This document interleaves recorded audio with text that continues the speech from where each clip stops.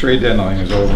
Thank goodness. That's a tough week. I think the first thing I want to say is just I hope I remember this more often than not, but just to thank all the people that work for me, for us, and specifically the hockey operations, starting with Paul Fenton, Brian, Jeff Kelty is here today, all of our pro scouts, and all the work that they do for the organization to come up with all the good scouting and recommendations and ideas that allow us to sometimes do the right thing. So hopefully today we did the right thing. So the big trade today is the Predators acquired Ryan Hartman from the Chicago Blackhawks.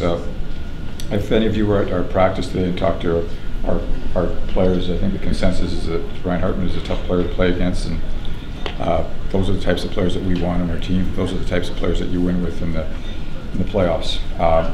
He's known for his physicality. He can also contribute offensively at 19 goals last year with the Blackhawks, including a hat trick against us.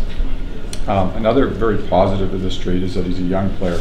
He's only 23 years of age, former first-round pick, and we think that this is not only a deal, and I shouldn't say I think, I know this is not only a deal for today, but for many years to come. It should be a big part of our team. He's on the final year of his entry-level contract and will be a restricted free agent in the summer.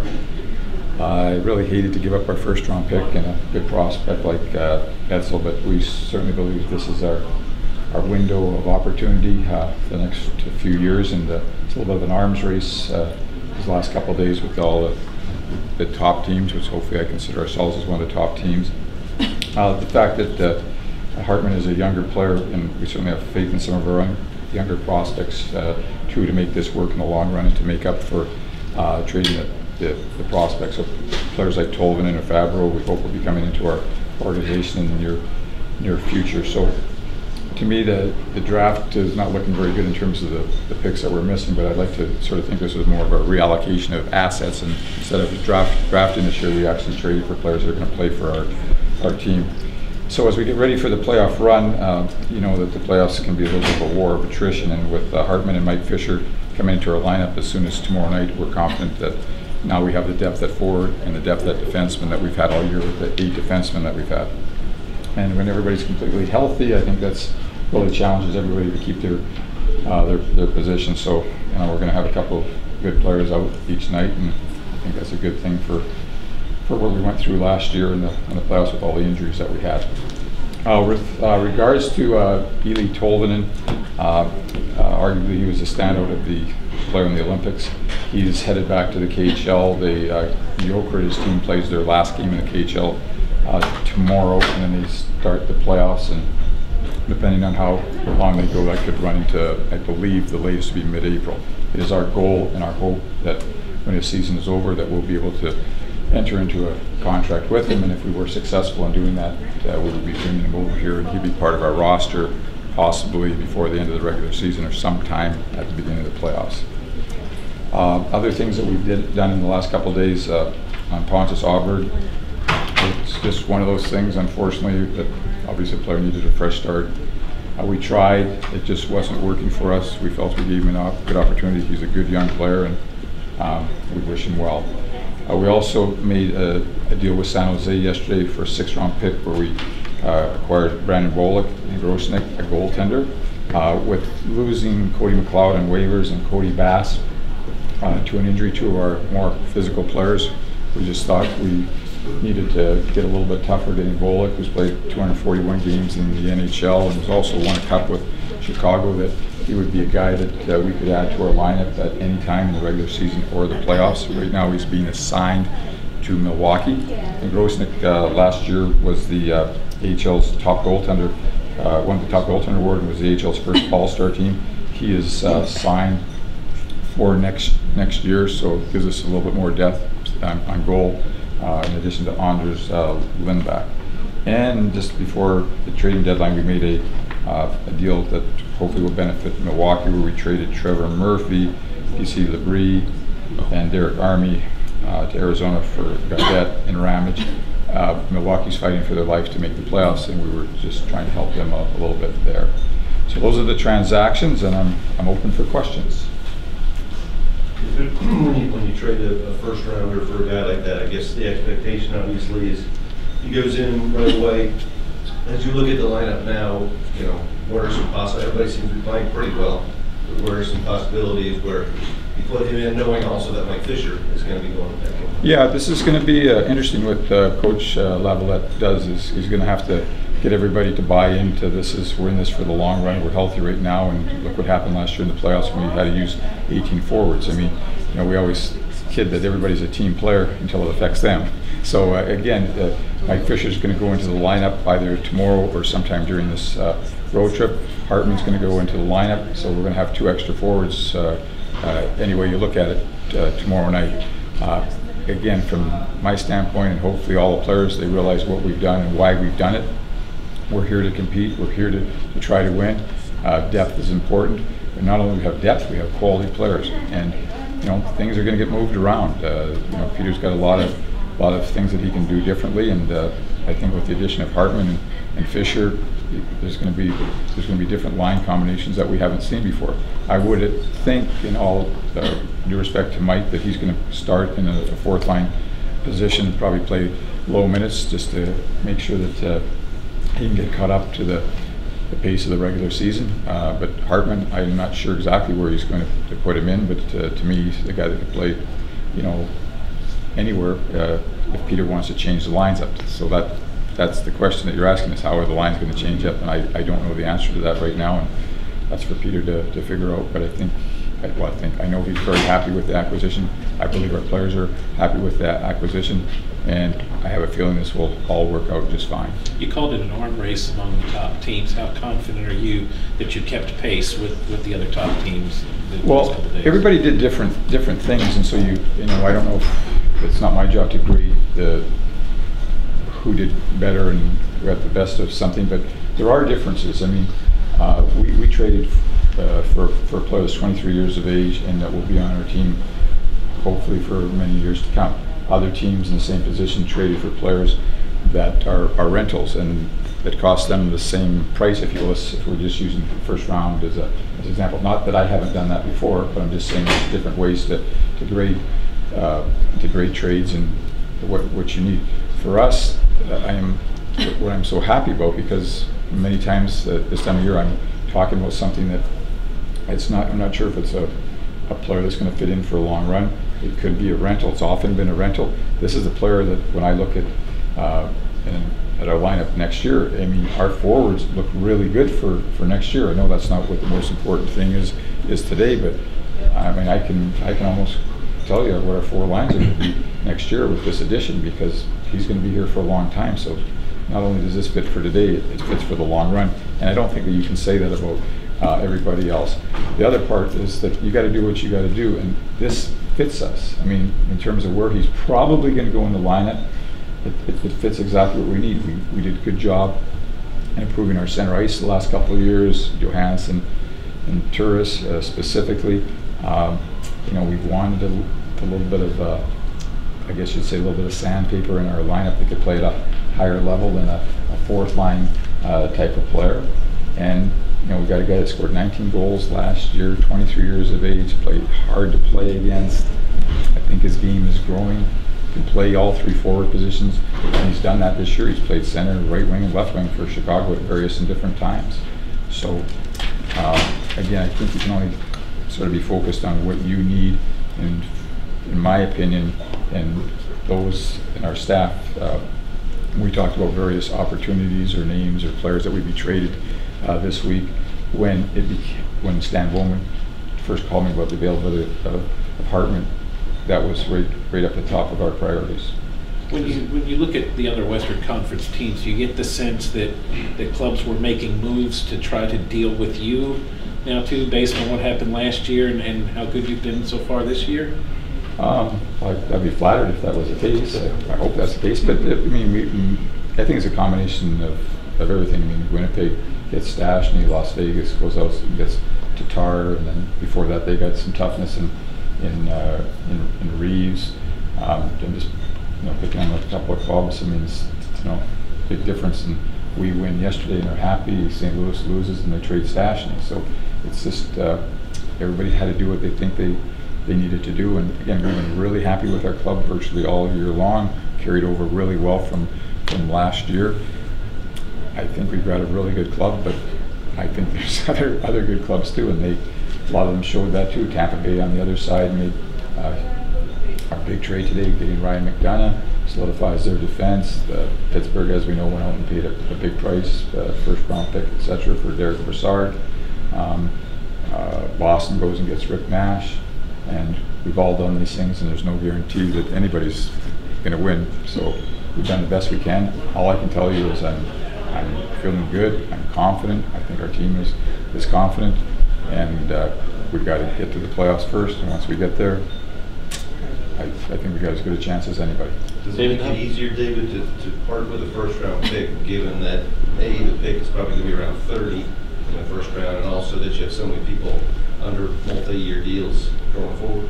Exactly. It's not like we have to make a lot of changes. I said it earlier about the forwards, but the defense, we've got seven of our 8 defensemen under contract for next year, and Hartman's a restricted free agent, so I'm hopeful that negotiations will go smoothly.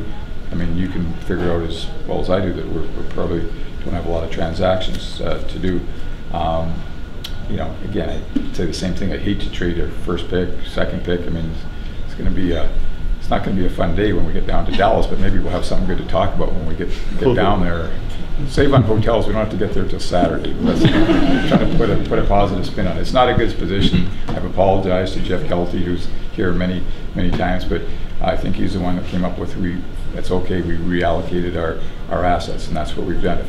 If Hartman is a really good player for us for a number of years, we'll never regret trading our first round pick for Ryan Hartman. David, how much did knowing you have Tolvanen potentially coming over influence your strategy at the trade deadline? Well, with Tolvanen, I think clearly if everything plays out correctly in terms of his curve of being a player, that he's going to be a top 2-line player.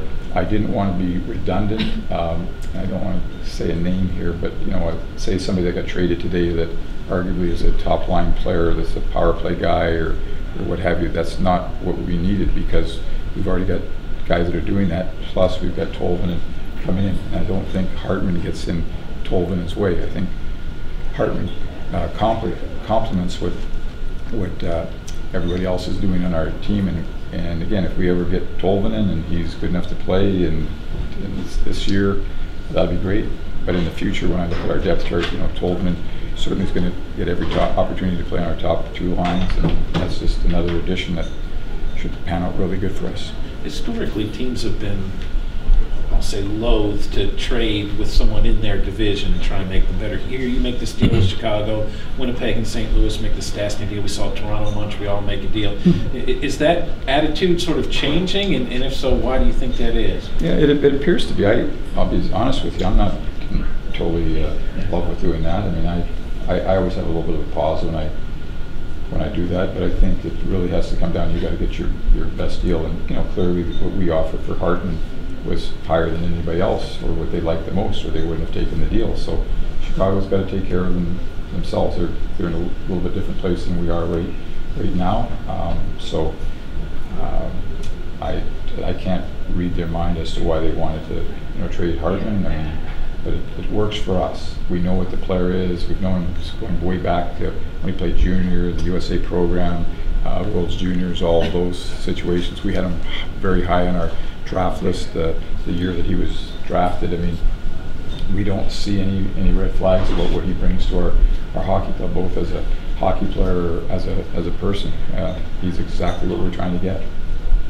You say Milwaukee's fighting for all they're worth to get in the playoffs. What did you do to make them better today?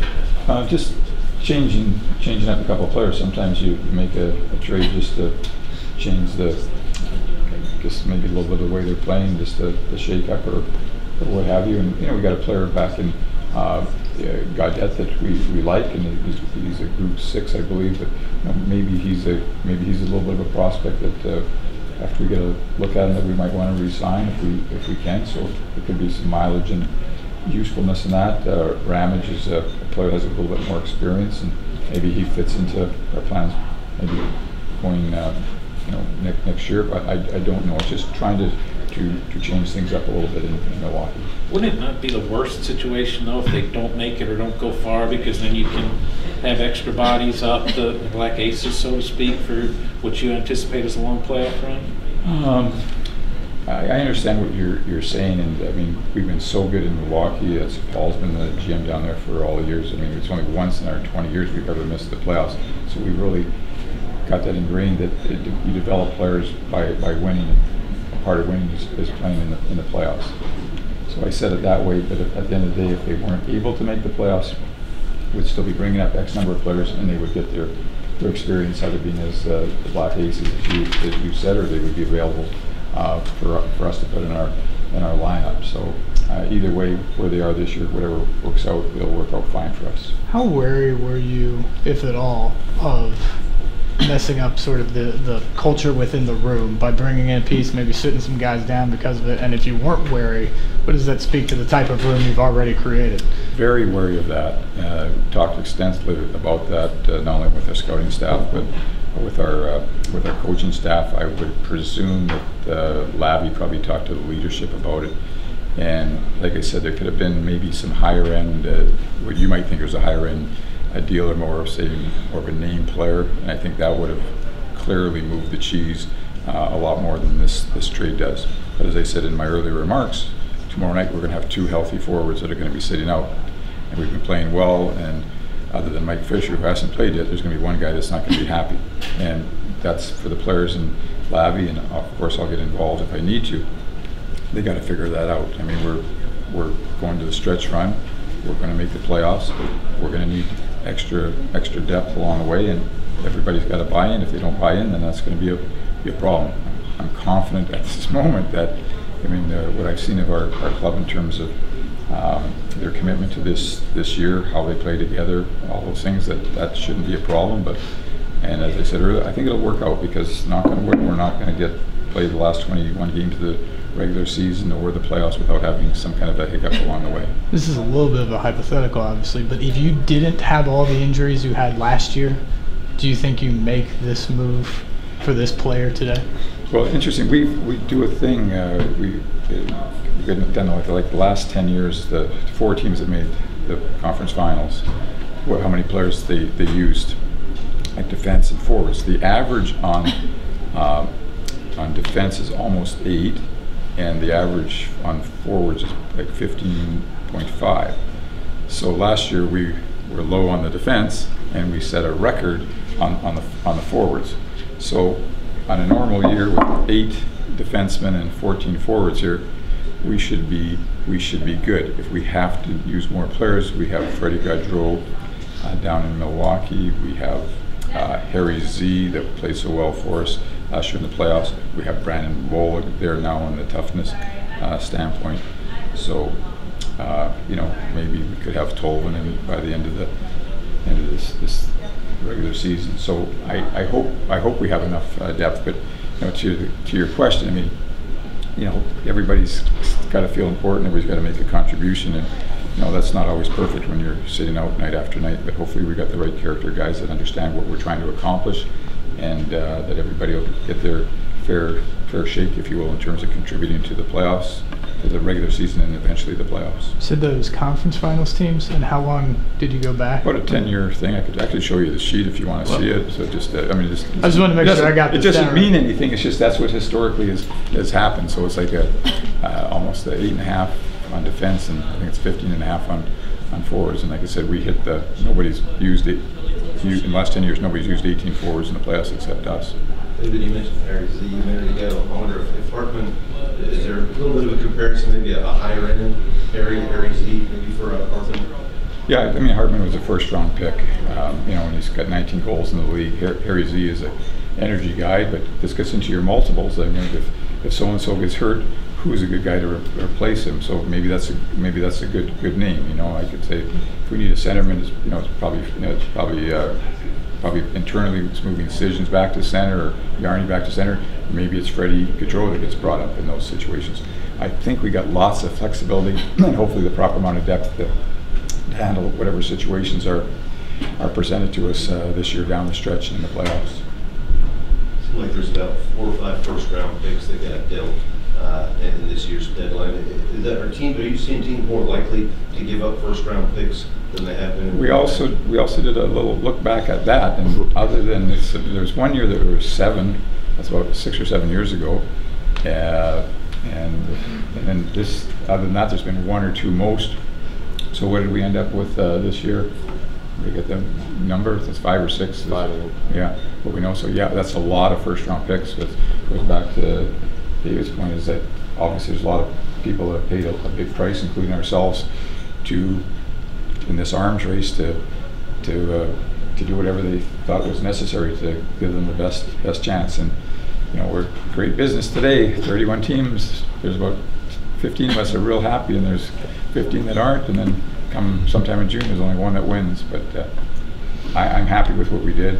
I can say it's no regrets. I am very confident. I can say there'll be no regrets in June or July either. I'm really happy with getting Ryan Hartman for the 3rd time, for not only for the regular season, the playoffs, but for the future. I think it's a good reallocation of our assets.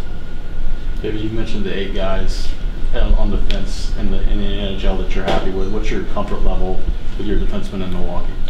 Well, probably our well, I've got 1 or 2 guys. I think the best probably is Alex Carrier, that played some games up here last year, so I think we'd be confident to put him in the lineup. So that's 9 that we have for sure. You know, Dante Fabro is still playing at Boston University. Their season is going to the end of February, and I don't know where they're going to be in the playoffs. We will talk to he and his representatives to see if this is the time to come out. But that's premature of me to say that right now. So again, I think we're okay with our defense.